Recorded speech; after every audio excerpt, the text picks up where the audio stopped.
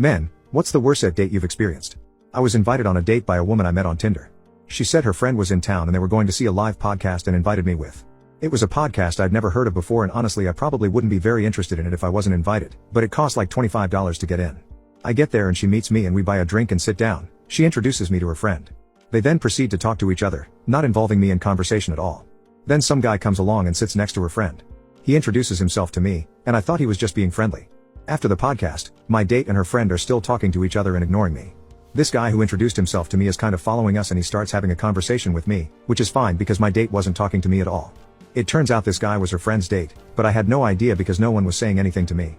The girls then wanted to meet the guy who was doing the podcast, so we waited in line for a while. Of course the girls never said anything to us guys. The girls then started talking to another woman in line and seemed to make a friend. After they got to meet the guy who did the podcast, my date's friend turns to us guys and says, well, we think we're going to have a girls' night out now. So our dates and the woman they met just left to